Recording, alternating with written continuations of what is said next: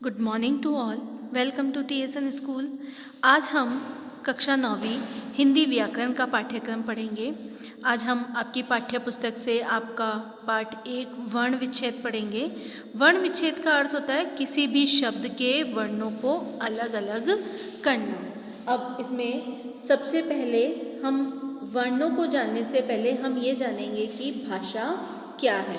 आप पिछली क्लास में भी पढ़ते आ रहे हैं भाषा, लिपि, व्याकरण, वर्ण विचार, शब्द विचार, ठीक है, वाक्य विचार, ये सारी चीज़ें आप पढ़ते आए हैं स्टार्टिंग से ही, है ना, पहली क्लास से ही पढ़ते आ रहे हैं। तो सबसे पहले तो हमें ये जानना है कि भाषा क्या है। भाषा का अर्थ क्या होता है? बोलना या कहना। और भाषा क्या है?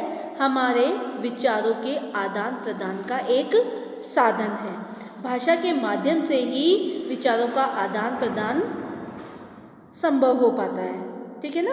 भाषा के माध्यम से ही हम अपने विचार, जैसे मैं बोलकर अपनी बात आपके सामने प्रकट कर रही हूँ, ठीक है, और आप सुन रहे हैं उसे, तो मेरा बोलना, मेरे विचार मैं आपको बता रही हूँ, है ना।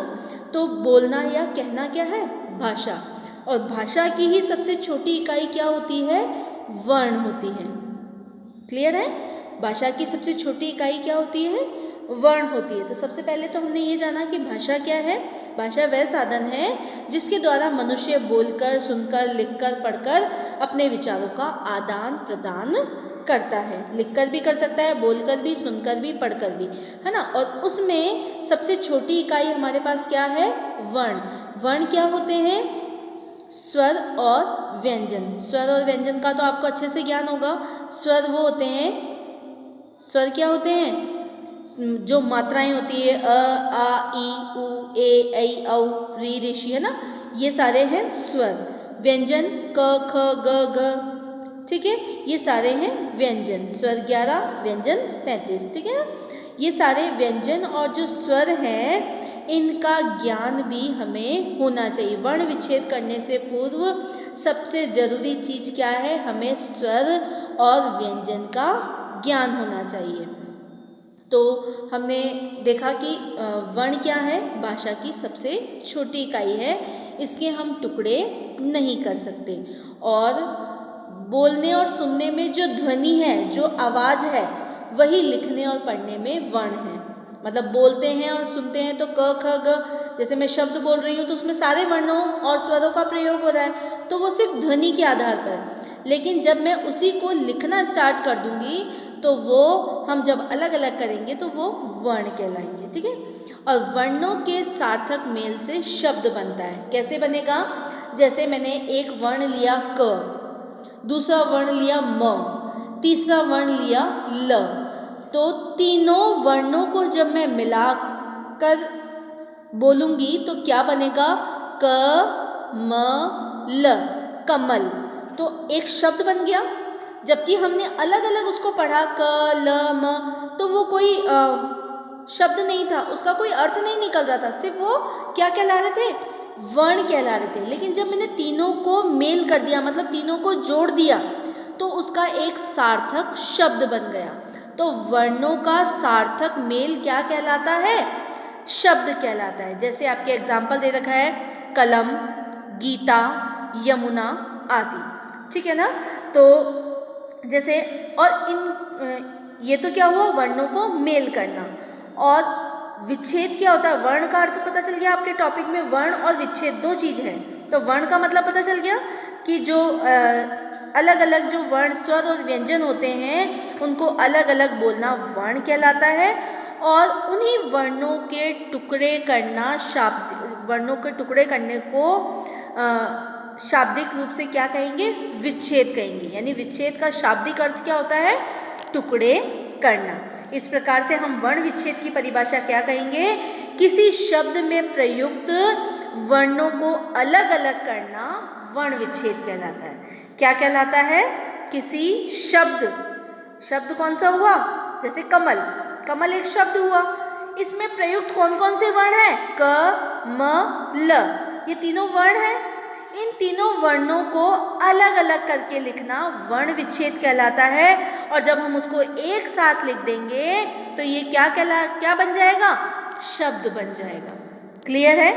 और शब्दों के साथ अगर हम विभक्ति चिन्ह, कर्म, क्रिया का प्रयोग कर देंगे तो वो क्या बन जाएगा? वाक्य बन जाएगा। जैसे कमल का फूल खिलता है, ठीक है, कमल बहुत सुंदर फूल है, तो मैंने इसमें कमल का प्रयोग किया, खिलता है या सुंदर फूल है, इसमें और दूसरे ऑब्जेक्ट्स साथ में जोड़कर मैंने इसमें वाक्य का निर्माण कर दिया। अब आपके टॉपिक क्या है? वर्ण विच्छेद। वर्ण विच्छेद का अर्थ क्या होता है? वर्णों को अलग अलग करके लिखना। अब अलग अलग करके लिखने में क्या आएगा? इसमें हम स्वर और व्यंजन दोनों को अलग अलग करके लिखेंगे। जैसे क, तो क के साथ कौन सा स्वर आ रहा है? अ। म, अ, ल, है ना। जैसे मैं बोलूँ कमला, तो ठीक है, क के साथ अ आ रहा है, ल के साथ भी अ आ रहा है, और म के नहीं क, म, ला, ल के साथ कौन सा स्वर आ रहा है? आ का स्वर आ रहा है। तो इन तीनों चीज़ों को हमें अलग अलग करके लिखना होगा। इसके लिए हमें स्वरों की मात्राओं का ज्ञान होना चाहिए।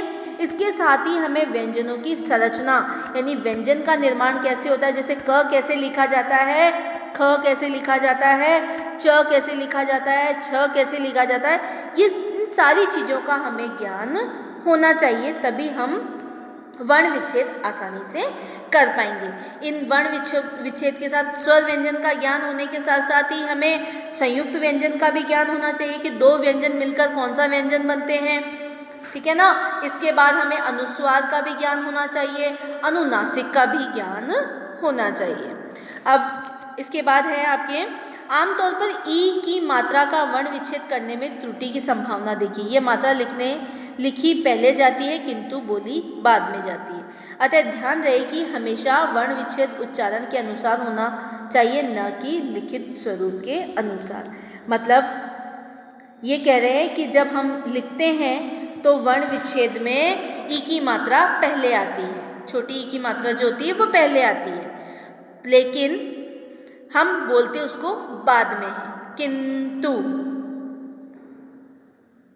तो उसको बोलने के लिए हमें मात्राओं का प्रयोग बाद में करना है। जैसे किंतु शब्द का वर्ण विच्छेद कैसे होगा? क, अब वो क के साथ ई की मात्रा है तो ई उसके साथ अलग हो जाएगी। मैंने कहा ना स्वर और व्यंजन हमें दोनों अलग अलग करके लिखने, तो क हलंत, क्योंकि क अब आधा हो चुका है, ये जो नीचे क के नीचे जो लाइन लिखी खींच रखी है ना, इसको हम क्या कहेंगे? हलंत कहेंगे। यानी अब क आधा हो चुका है, वो मात्रा से अलग हो गया है। तो क के साथ कौन सी मात्रा थी? ई की मात्रा, ठीक है, की,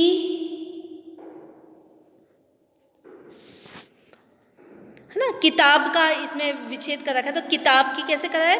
की, तय पे आ की मात्रा है तो आ, ब पे ब पे कोई मात्रा नहीं है तो अ, किताब आ रहा ना, तो की, तय पे हलंत, आ, ब पे हलंत और अ। इस प्रकार से आपको वर्ण विच्छेद करने हैं। क्लियर है? समझ में आया आपको किस प्रकार से वर्ण विच्छेद करने हैं? कि जो भी शब्द आपको दे रखा है उसमें पहले हम क्या लिखेंगे? व्यंजन, उसके बाद हम उसकी मात्रा लिखेंगे, और जो व्यंजन है उसके नीचे हलंत लग जाएगा। क्यों लग जाएगा? क्योंकि वो बिना स्वर के हो गया। आपने पढ़ा होगा कि जो स्वर और व्यंजन है उसमें स्वरों को हम स्वतंत्र रूप से लिख सकते हैं, लेकिन जब हम व्यंजन को लिखते हैं तो हम उसे स्वतंत्र रूप से नहीं लिख सकते, उसे लिखने के लिए हमें स्वरों की सहायता लेनी पड़ती है। हमने पहले पढ़ा है कि जो स्वर और व्यंजन जो होते हैं उसमें स्वरों को लिखने के लिए स्वर बिना किसी अवरोध के स्वतंत्र रूप से बोले भी जाते हैं और लिखे भी जाते हैं, लेकिन जो व्यंजन होते हैं ना उनको लिखने के लिए हमें स्वरों की सहायता लेनी पड़ती है। जिन वर्णों का उच्चारण हम स्वरों की सहायता से करते हैं वो हमेशा व्यंजन ही कहलाते हैं, ठीक है ना। तो अब इसमें बहुत सारे व्यंजन ऐसे हैं जो संयुक्त व्यंजन भी होते हैं, ऊष्म व्यंजन होते हैं, अंतस्थ व्यंजन होते हैं, स्पर्श व्यंजन होते हैं। तो संयुक्त व्यंजनों की संरचना को कैसे जानेंगे हम? संयुक्त व्यंजन कौन कौन से होते हैं? जैसे क, श, त्र, य और श्र। तो सबसे पहले तो आएगा श। श में क और श षटकोण का, ये दोनों मिलकर श क्षत्रिय का निर्माण करते हैं, है ना। इसी प्रकार त्र में त और र के द्वारा बनता है, ज्ञ में ज और ण के, ज और ज्ञ के द्वारा, श्र में श और र के द्वारा। ये संयुक्त 4 संयुक्त व्यंजन हैं, उनके आधार पर इनकी संरचना की जाती है। तो जब भी आप वर्ण विच्छेद करें, इन चीज़ का ध्यान रखें। वर्ण विच्छेद में अनुस्वार और अनुनासिक। अनुस्वार का अर्थ होता है जो ऊपर बिंदु लगता है, अनुनासिक है जो चंद्र बिंदु। ये आगे आपका टॉपिक है, मैं उसके बाद आपको समझाऊंगी। अब देखो इसमें इसमें जो कुछ शब्द दे रखे हैं, इनके वर्ण विच्छेद करना है। जैसे कलम, क हलंत हलंत, ल म हलंत अ, यानी क के साथ अ का स्वर आ रहा है, ल के साथ अ का स्वर आ रहा है, म के साथ भी अ का स्वर आ रहा है। इसी प्रकार देखो गीता, गीता में ग के साथ ई का स्वर आ रहा है और तय के साथ आ का स्वर आ रहा है। तो गी में ग हलंत धन ई, बड़ी ई है इसलिए बड़ी ई, फिर त, फिर आ। इसी प्रकार आप इसकी जैसे जैसे प्रैक्टिस करोगे आपको बहुत अच्छे से समझ में आ जाएगा। जैसे है परिवार, प अ ही आ रहा है, इसमें कोई मात्रा नहीं है, लेकिन प के साथ किसका स्वर आ रहा है? अ का। तो प, तो हलंत, प के साथ हलंत और अ लगा देंगे। लेकिन अगर आप ध्यान रखिए, अगर जैसे आधा व्यंजन है, जैसे प्रस्थान है ना, तो प्र में प र, क्योंकि प और र दोनों साथ में है, फिर अ आ गया। फिर आधा स है तो आधा स के साथ पूरा स लिख के हलंत लगा देंगे, लेकिन इसके साथ कोई स्वर नहीं आ रहा है। समझ में आ रहा है? जहाँ आधा वर्ण होगा ना, वहाँ कोई स्वर नहीं लगेगा, उसके नीचे हम हलंत लगा देंगे। क्लियर है? उसके बाद थ, आ की आ, न हलंत अ। इसी आधार पर आप आगे से आगे प्रैक्टिस करिएगा। जैसे दोस्त, द ओ की मात्रा है ओ, स आधा है तो स हलंत, त के साथ अ, क्योंकि कोई मात्रा नहीं है, ए की कोई मात्रा नहीं होती, ये ध्यान रखना। अ की कोई मात्रा नहीं होती है, तो जो बिना मात्रा वाले होंगे उसके साथ हमेशा अ लगेगा, लेकिन वो वर्ण आधा नहीं होना चाहिए। समझ में आया? इसके बाद आपके जो पाठ्य पुस्तक में कुछ वर्ण विच्छेद हैं, उनकी आप प्रैक्टिस करना। ये आपकी जो चैप्टर्स है स्पर्श के, उसके आधार पर वर्ण विच्छेद दिए गए हैं। तो हमने आज क्या पढ़ा? सबसे पहले वर्ण विच्छेद कि किसी शब्द में प्रयुक्त वर्णों को अलग अलग करना क्या कहलाता है? वर्ण विच्छेद कहलाता है। वर्ण विच्छेद को जानने के लिए हमें सबसे पहले व्यंजनों का ज्ञान और दूसरा स्वरों का ज्ञान होना चाहिए। धन्यवाद।